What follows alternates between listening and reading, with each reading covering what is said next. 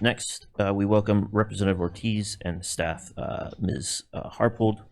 Do please come forward, put yourself on the record, provide a brief recap of your legislation. We can go ahead and move on to public testimony.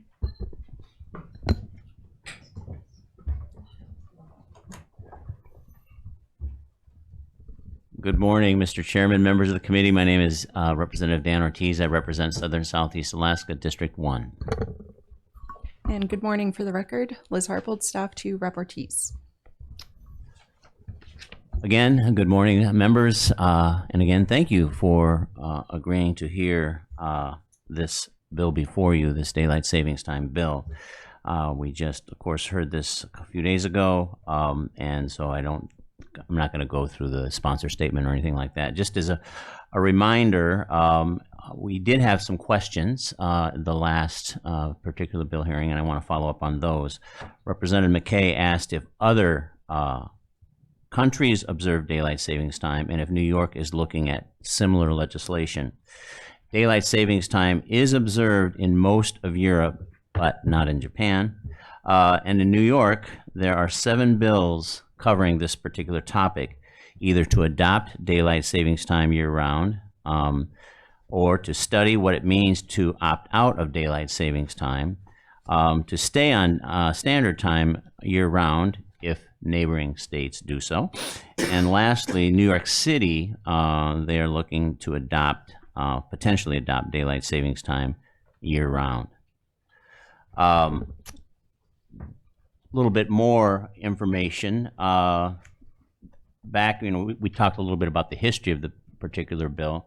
In 1966, there was a Uniform Time Act that forbade forbid the observation of permanent daylight savings time. It's called the Sunshine Protection Act.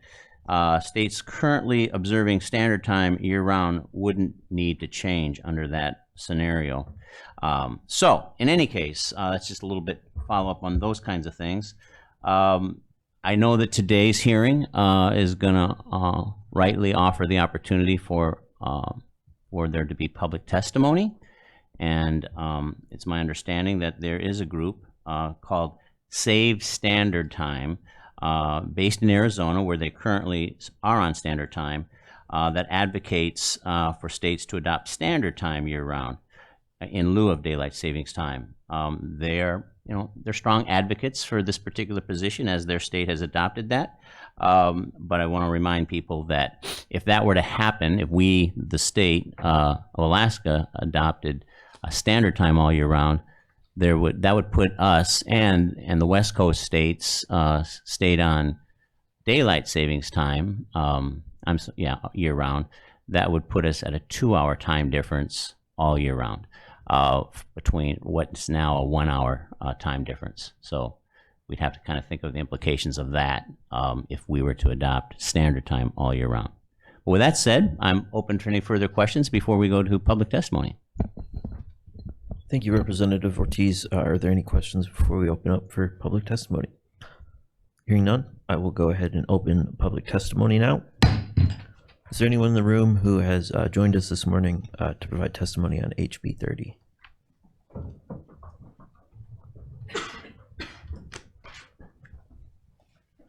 Welcome. Please state your name for the record. Begin your testimony. You have 3 minutes, but we've got quite a bit of time, and I only see one caller, so I'll give you a little slack. So please go right ahead. Thank you very much, Mr. Chairman, members of the committee. My name is Tom Williams. I'm a 47-year resident of Alaska and Juneau. I'm the financial officer for an on-demand air charter company, Word Air, here located in Juneau. I'm also the owner of a vacation rental with my wife, Alaska Northern Sands. And as I said, I'm a 47-year resident of Alaska who enjoys a lot of outdoor activities. I strongly support, as does the company that I work for, strongly support HB 30. We all agree that we need to eliminate the twice-a-year time change. That makes so much sense. But there's only 2 choices to do that: make daylight savings time year-round or make standard time year-round. Why would we choose this approach over the other one? Obviously, total daylight hours don't change, but the timing of that daylight is very, very important. Making daylight standard time year-round would only change the time for 4 late fall and early spring winter months. 2, and very important, avoid inflicting real economic damage to the visitor industry throughout Alaska if you were to go the other way. 3rd, would avoid reducing outdoor recreational opportunities during the spring and fall for both visitors in Alaska. If we would avoid that by leaving us on daylight savings time. It would add an hour of daylight after school hours during those 4 months in the winter.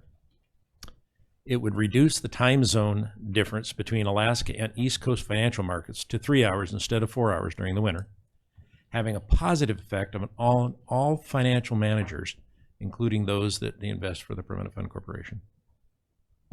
And it would provide an economic benefit for businesses such as Ward Air, an on-demand charter, and ski operations during those 4 winter months.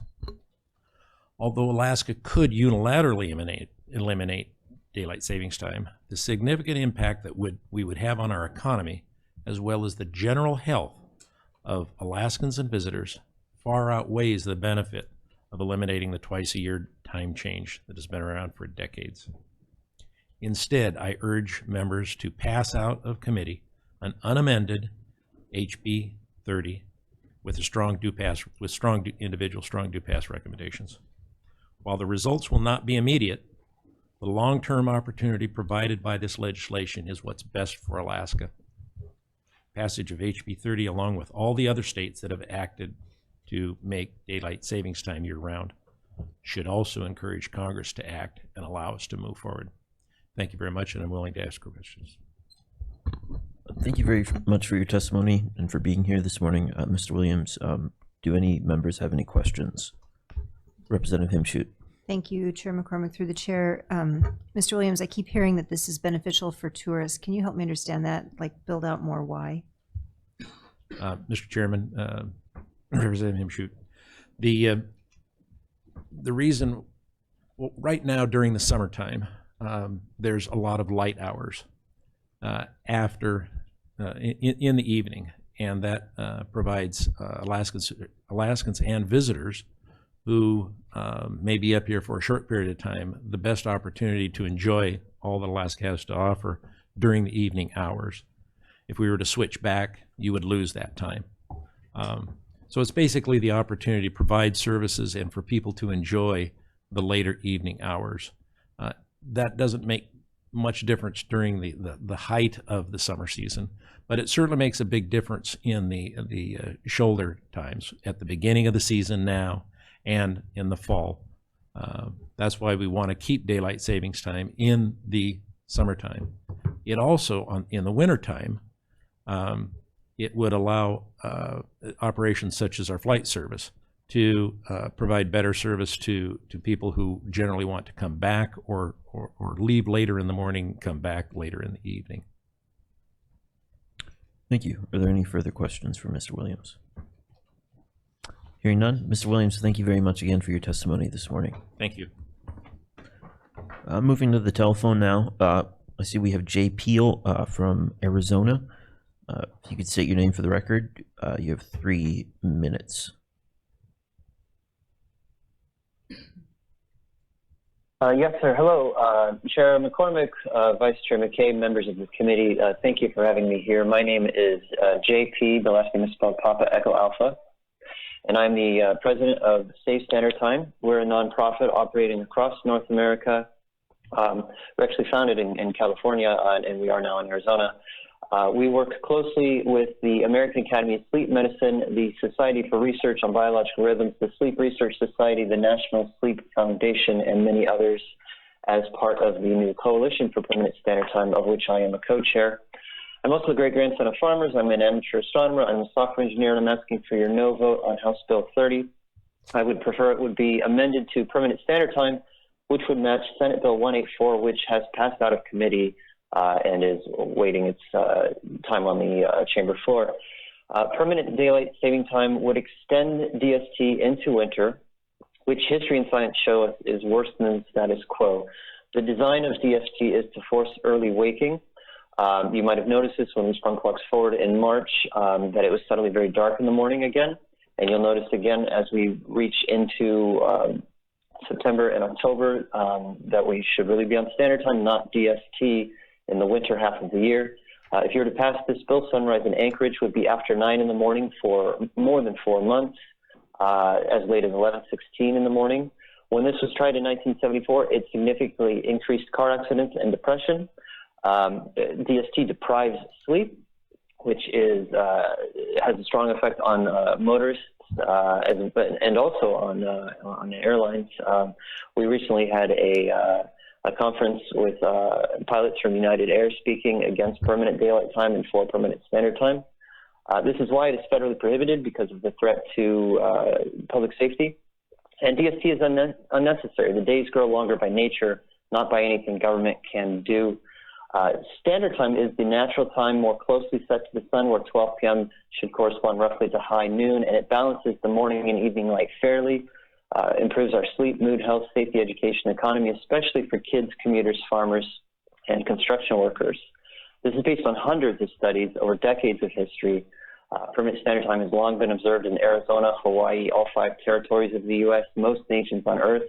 Mexico just restored permanent standard time last year.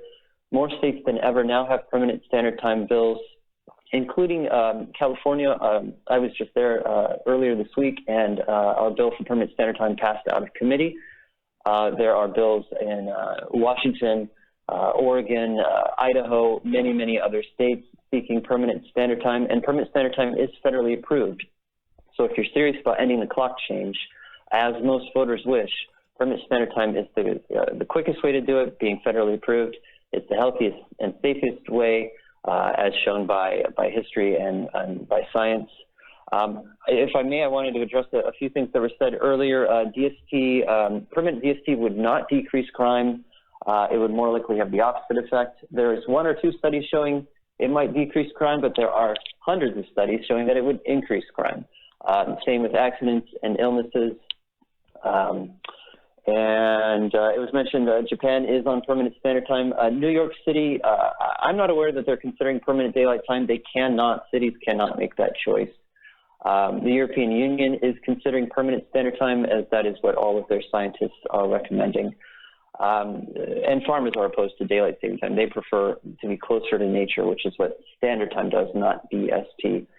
So finally, once again, I would ask please that you would say no to House Bill 30 as it is written, and consider amending it to permanent standard time to match Senate Bill 184. Thank you very much again for your time. Thank you for your testimony this morning, Mr. Pete. Representative Himschoot, do you have a question? I do. Thank you, Chair McCormick. Through the chair, Mr. P. Thanks for calling in all the way from Arizona. I'm curious if any of the studies you're talking about take Alaska specifically into account, or were written or studied here in Alaska? I'm not aware that are specific to Alaska, but there are studies that are looking at all latitudes in North America, and that would include Alaska. I should mention also that Russia, which is at a similar latitude, of course, tried permanent daylight time for 3 years and eventually had to give up and reverse it and go to permanent standard time. Russia found that permanent daylight time was significantly increasing car accidents and depression, especially among children. Follow up, Representative Himschoot. Thank you. Through the chair, Mr. P. How could I find that study about Russia? Let me, I believe it was, the name was Boris something, and B-O-R-I-S, there it is. The study is by B-O-R-I-S-E-N-K-O-V, Borisnikov and al. It was from 2016, and the title is 7-Year Survey of Sleep Timing in Russian Children and Adolescents, published in the Biological Rhythm and Research magazine. And I'd be glad to email any of these studies to you as well. Thank you, Mr. P. Please do email that, and we will have that facilitated with the committee. Representative Himschoot, do you have any follow-up questions or any more questions? Representative Mears. Thank you, Mr. Chair. Through the chair to Mr. P, thank you so much for having some resources available. One of the struggles I have is that Alaska is really large, and the impacts that we'd have throughout the state are not equal at all. And Yes. It's going to take a little thought and conversation to think about the implications for the entire state, and not just weighing it on a single geographic region. So I appreciate that any research and science you can send our way. Thank you. Are there any more questions for Mr. P this morning? Hearing none, Mr. P had neglected to provide the email address for House Community and Regional Affairs. So that email is house.community.n.regional.affairs@akleg.gov. I always have to check that. I know that the periods are always hard to remember, so that's why I couldn't give it to you right now. So thank you very much for your testimony. Thank you for that. So I don't believe we have any more testimony this morning, so I'm going to go ahead and close public testimony. I'm going to take a brief at ease.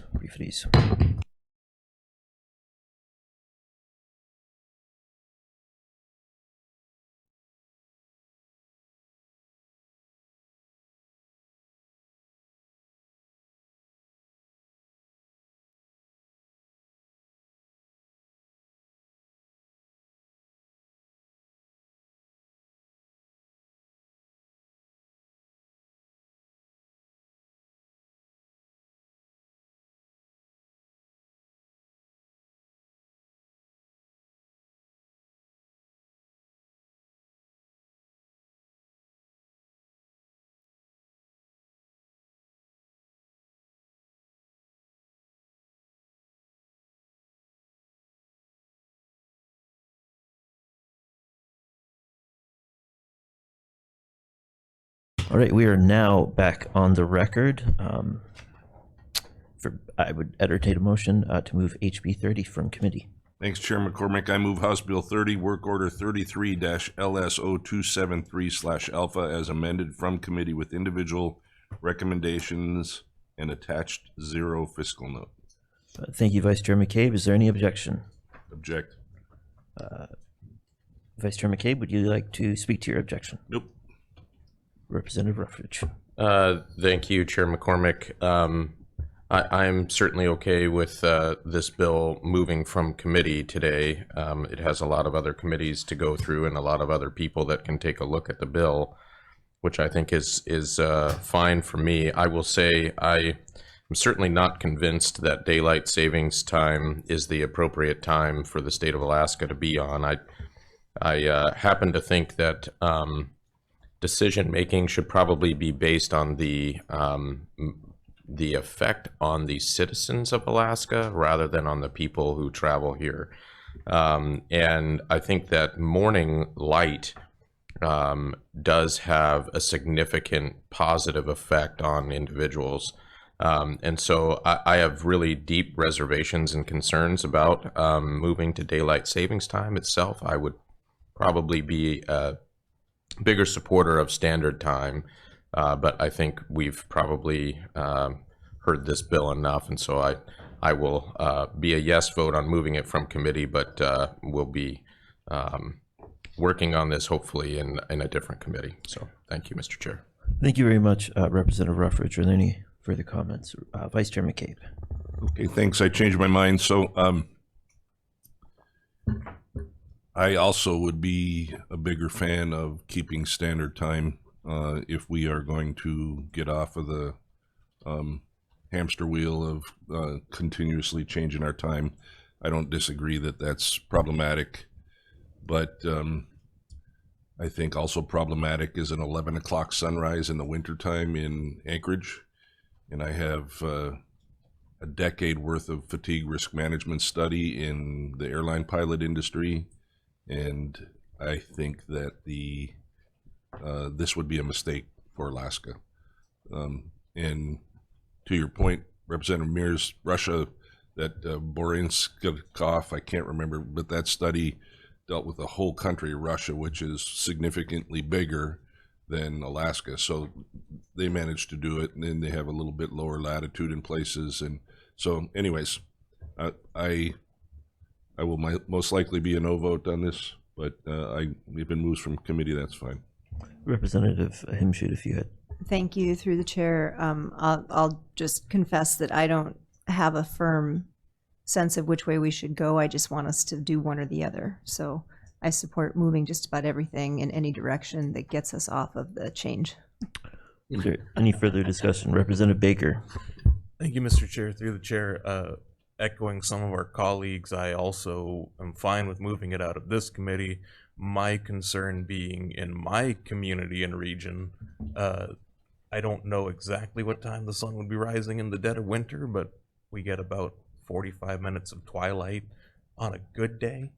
And delaying that any further, not only would it be potentially bad for the students who, let's say they have a 12 o'clock recess and it's still dark out, whereas right now they may have a 12 o'clock recess, they're able to go outside, have some natural daylight, but more on a life safety point of view, if there were search and rescue efforts going on and someone had gone out in the middle of the night, it's that much longer before you have daylight to be able to effectively search with.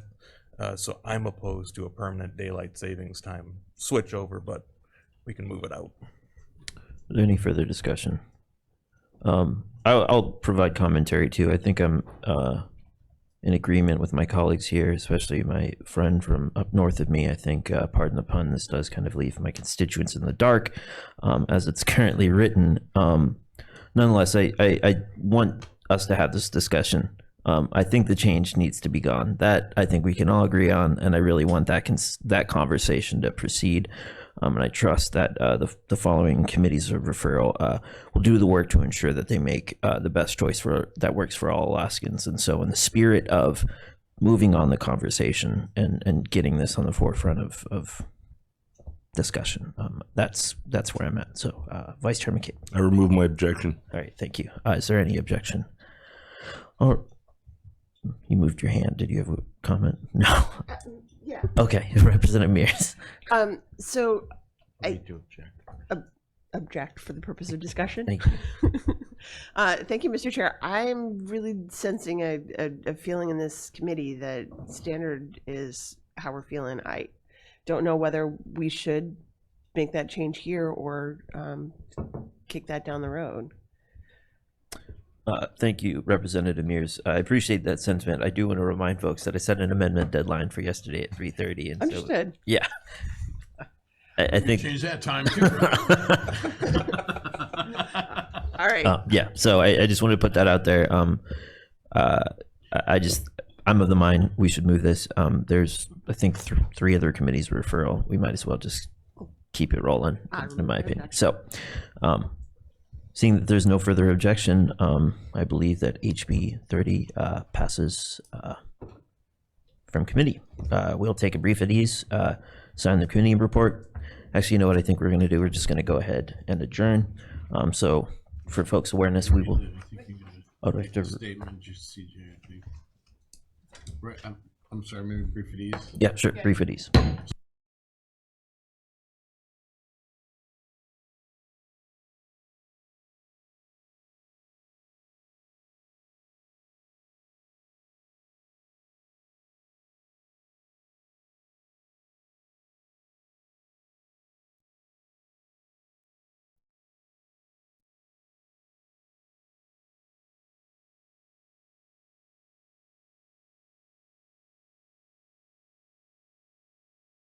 All right, thank you. We just needed to clarify some things very quickly there. I just want to confirm that HB 30.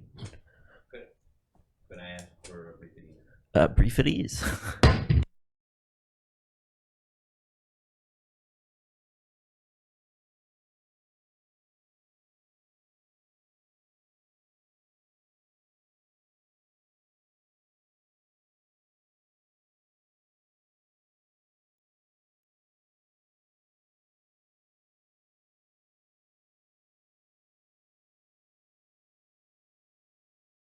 We're back on the record, and to clarify, HB 30 did pass from committee as there was no objection. So with that, let folks know that this we